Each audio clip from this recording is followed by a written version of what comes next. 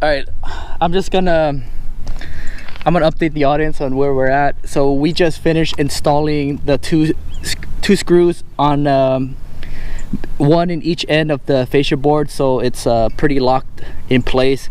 I'm gonna do the rest of the securing more screws on later on, but doesn't require extra help. But much gratitude to the very, very generous Chris here.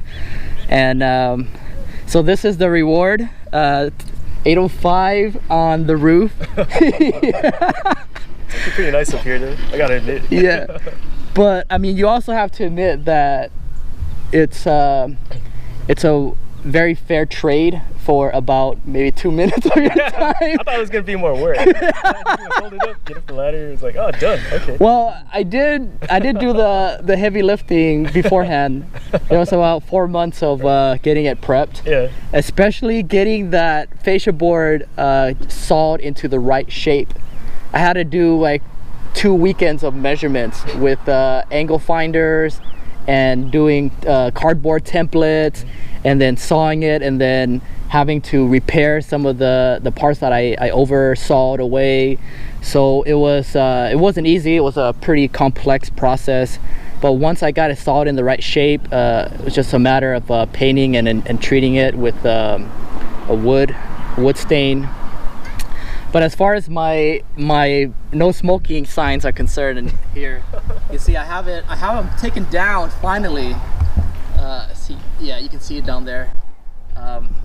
So what happened was they had a smoking station where you see the mailboxes?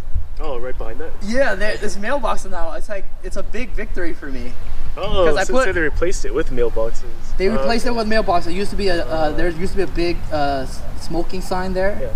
And there's a ashtray right next to that tree. Yeah. So that's why I put up my signs asking them to just go to the other corner, because I don't think that other neighbor has a problem with smoking. He's making his problem. It's speculation, but well, I don't think anybody's complaining over there. Right.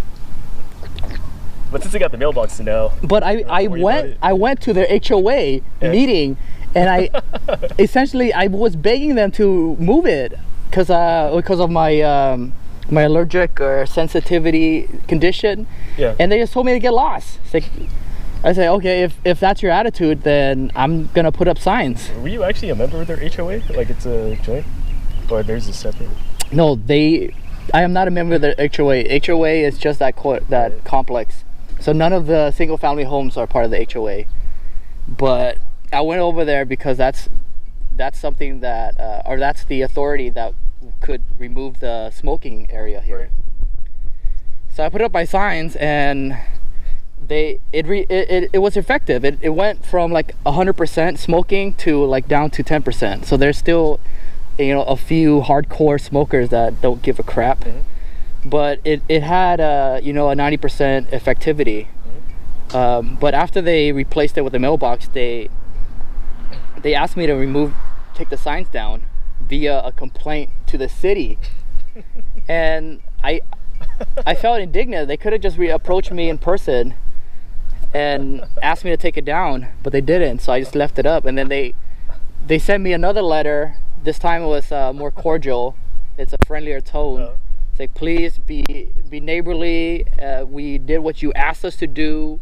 There's no need to put up the signs anymore. It's unsightly. It's reducing our property value, because people are coming to see the homes and they don't like seeing the no smoking signs. But they also wanted me to remove your shed?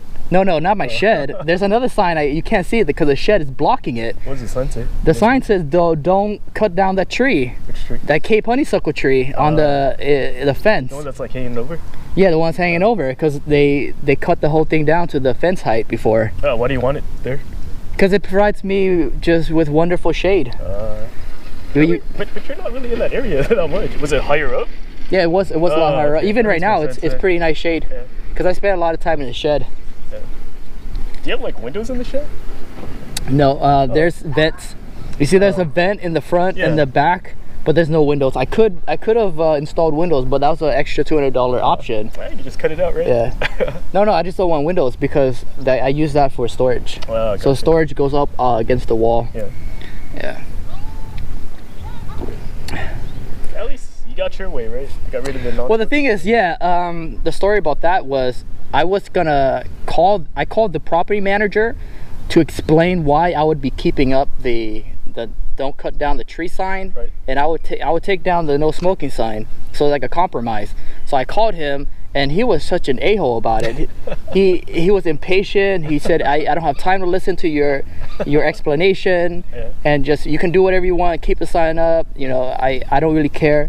So because of the attitude, I decided to keep all the signs up at that point.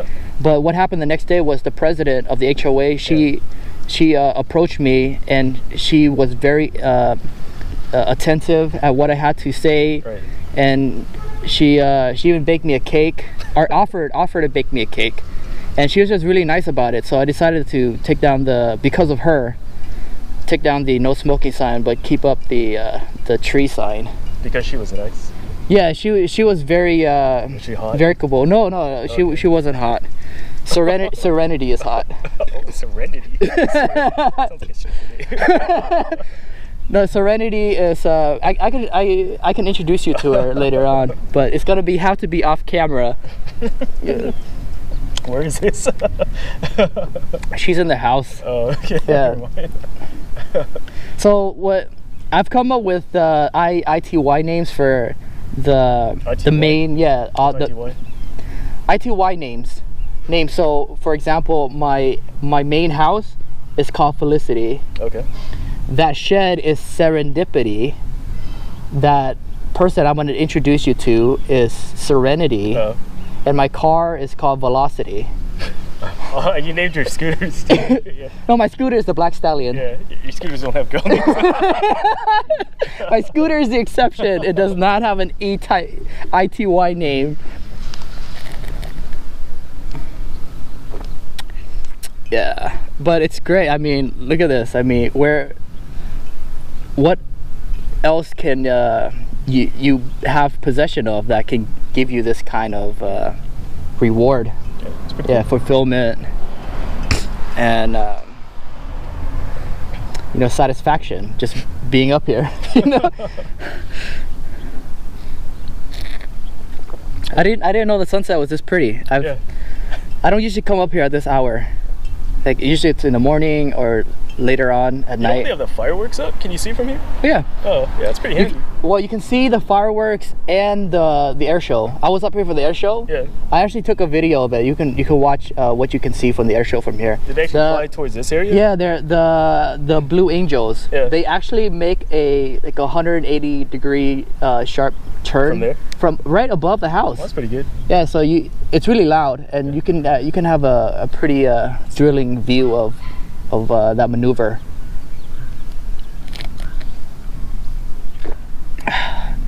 So how's your weekend? Oh, it's pretty good. I had like relatives coming over. They flew in on Friday. I picked them up from the airport, and then had dinner with them yesterday. Oh, is that why you couldn't make it in the morning? Yeah. Because you had to see them off? Yeah. Oh no, they're actually staying for the week. Oh, I'm driving them to the airport on next Sunday. Where did they fly in from? Alaska.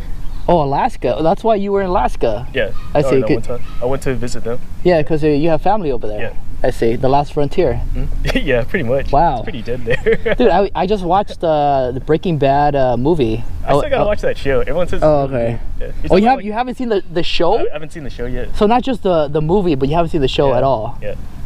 Dude. Everyone says it's great. I'll eventually watch it. Yeah. It's on Netflix, right? So I can check it out. And here I am thinking that I'm the weird one. Oh, I'm watching one show? Come on. Dude, no, but in the movie, it's Alaska plays a big part of the movie. Oh yeah? He continues his drug operation over there? Well, I'm not going to give anything away, but I'm just saying, yeah, because you brought up Alaska. Oh, I just heard about Alaska, or Alaska was a big part of the movie. Yeah. Yeah. Yeah, when I went up there, it's pretty dead. It seems like it's just a place for like the cruise ships just to drop into. Yeah. And then do their thing for a couple hours. But it's nice for fishing. They get a lot of stuff over there. I think it's like crabbing season right now. The coop. Don't see any actual there's chickens. a coop in the backyard, but they it's actually a he. His name is Andrew. He's raising them for eggs. Oh, that's pretty good. Yeah. Does he sell them or just for his own use? It's for his own personal use, and in addition to my personal use. You get some too. Because I was extra benefit. no, I brought up the fact that the roosters are not roosters. The hens were a little bit annoying. Because not at the moment they're not making any noise, but like in the mornings. The hours vary. Sometimes it could be 9 in the morning. Sometimes it's 3 in the morning, or not 3 in the morning, 3 in the afternoon. Yeah. But they'll be scratching on the wooden fence. Yeah. And they'll just be cook. But I mean, it's not like a dog. I'd rather have listen to the chickens than the or not listen, but have to put up with the chickens. Yeah. Than dog bark. Yeah. But still, it's somewhat annoying when I'm trying to take an afternoon nap. So I brought it up with Andrew, and he his way of appeasing me is giving me a dozen eggs a week. Dang, look at that. Freaking extorting. It's not extorting because we have a good relationship. Well, like we understand each other. Yeah. Damn, free eggs. Damn, you got breakfast already? Yeah, some extra protein. Nice. And supposedly it's you need a neighbor that has like a cow. It's free.